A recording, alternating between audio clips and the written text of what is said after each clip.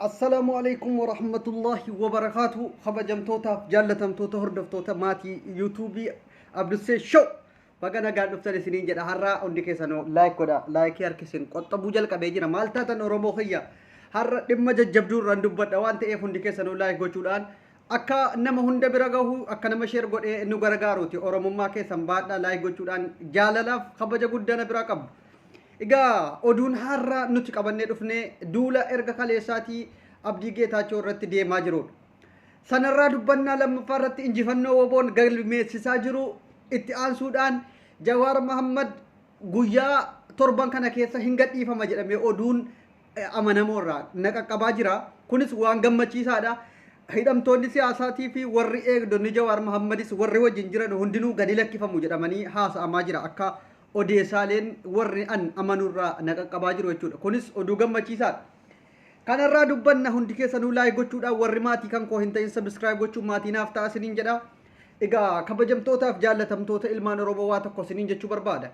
Waahiin Abdii Geetaachoodha akka Oromoo tokkootti akka nama tokkootti akka nama hiriyaasaa ta'e tokkootti wanti akkanatti miidiyaarra deemfamu tokko Hacaaluu irraa barumsa barachuu nu barbaachisa.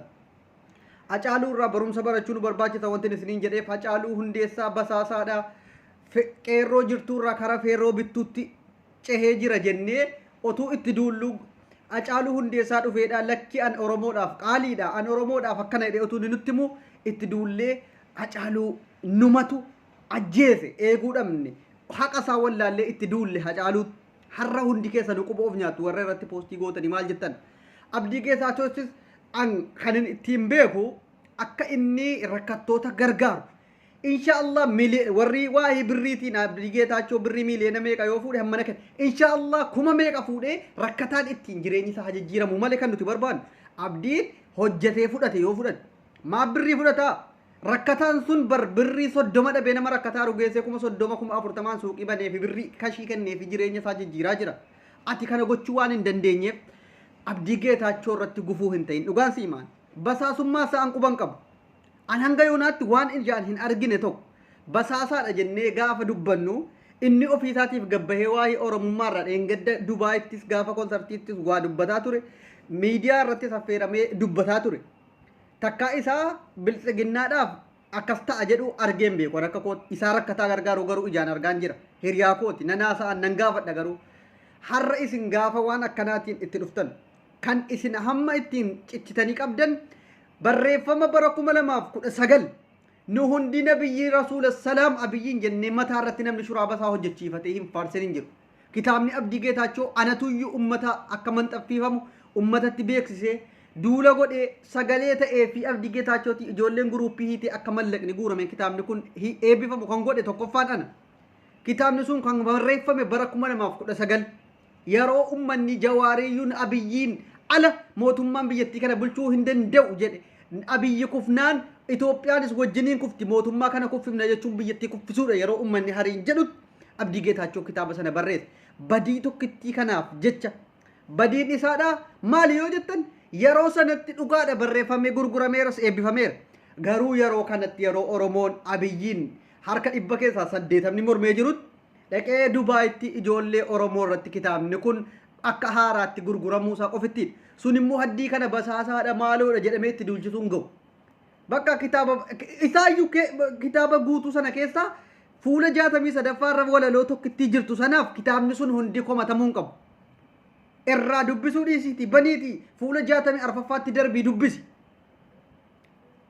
an akka kootitti wasiila kan koo jedhee abiyyiin ana caala namni kun rifatee faarsaa ture hin jiru har'a wanta riinuun jijjiirama rakkoon jiru maali nama lubbuun jiru faarsuu qofittiitu badiidha nama lubbuun jiru hin faarsin jedhe Hacaaluu Hundeessaa gaafa jiru akka inni dhala Hacaaluu faarsuudhaaf dhibbaan dhibbatti onnee guutuudhaan Hacaaluun goota Oromoodhaaf qabsaa'e jennee dubbachuu dandeenya garuu Hacaaluu Hundeessaa Oromoodhaaf qabsaa'eera lubbuudhaan hin jiru warri har'a qabsoo ganan kun warra nuti kaleessa goota jennee faarsaa turre kan akka Caalaa Bultumee maal jedha hundinuuyyuu warri biltsiginnaatti gale kun warra Hacaaluu Hundeessaa warra lubbuun jiru hin faarsin jedhee nuuf dhaameera kanaafuu Abdii Geetaachoo irratti duuluun otuu suutumaan duula wal cabsuu otuu hin taane suutaan gorfannee basaasummaa yoo qabaate illee akka inni irraa deebi'u suutaan itti mammale akkanatti gurbaa asiifachi ujunjursitanii itti duultanii maaloodha jettanii asiifachi fuutu taanaan baay'ee tokko gadda guddaadha dhaga'ama akka nama tokkooti. Egaa odeeffannoo koo lammaffaatti gaafan darbu ammas Jawaar Mohammad gadhiifamuun isaa waan gaariidha Itoophiyaadhaaf furmaata ta'a jedhee yaada.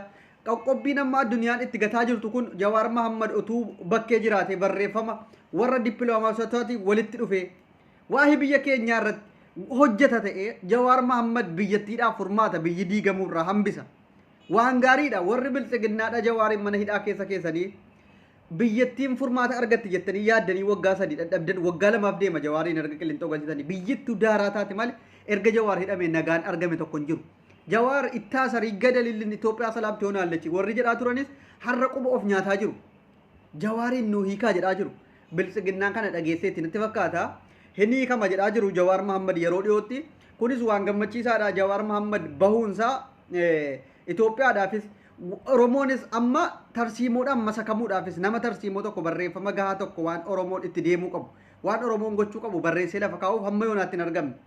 Hundinuu kootii Jawaar jara warra dhokatee ta'aa turedha. Har'a gaafa Jawaar hidhamu jarris wajjin hidhaman ta'ee Jawaar isa mana hidhaa jirutti uummanni irra abdii qaba samma. Dhugaan isiniin jedha Jawaar mana hidhaa jiru keessatti abdii qaba Oromoon. Uummata bakkee jiru kanarra warra aktiivistoota ofiin jedhee ergasii Jawaariin jedhe dhokatee gootota maaloo kan akka Isqeel Gabbisaa maal jettan hundisi har'a eddeen jirtu hin jiru hedduun daanqolixan ta'e. Jawaar otuu gabbahee waa'ee woboo kanarrattis wanti inni barreessu waan dhugaadhaan ilaalchi woboon qabu akkam ta'uu qaba. Amma uummanni keenya burjaajee jira. Baay'ee namaadha waan uummanni woboon kun dhaqee TPLFitti makamee jedhe kana inni kaan akka intiniitti fudhatee mormaa jira. Jawaar waan kana akkana ta'uu qaba. Wanti kun sirriidha. Maaloodha jedhe otuu barreeffama quubsaa tokko Oromoodhaaf barreessee lafa kaa'ee Jawaar Mohammad Oromoodhaaf barbaachisa guddaadha. Woboonis waan ajaa'ibaa galmeessaa jira. Amma kunoo kara magaalaa Jimmaa hunda dhuunfachuudhaaf sarboo magaalaa an keessatti dhaladhe dhuunfatee jira. Qeerroon jajjaboon ergasii harka duwwaa falmataa jiru woboo ta'ee sarboota qoxaaxaree jira sarboo baga gammaddan. Ijoolleen sabboontonni magaalaa sarboo keessa jiraatan hundi keessanuu gammada. Woboon waan gaariitti jiran isiniin jedha. Waan gaarii godhaa jira. Jajjabeeffamuu qaba. Mallaqaanis waa hundaan huyyuu gaafii isin gaafataa jirtan. Mallaqni woboodhaaf guuramu kun seeraan jira qaqqaba jettanii gaafataa jirtu. Akkan odeeffannoo dhagayetti gaayaa wanti isin ergitan qalamiidha. Tokko hin hafu barraahee tartiibaan naqee bira ga'a. Isin gargaaruu tumsuu qofitti irratti xiyyeeffadha. Intinii qofitti irratti xiyyeeffadha. Kanan isiniif dhaama Oromoo kiyya wal hajabeeffannu wal irratti hin duulinaa oduu gammachuu kanas waliif daddabarsaati laayik gochuudhaan baga gammadan isiniin jedha. Jawaaris bahee nagaadhaan wal nu argisiisu galatooma.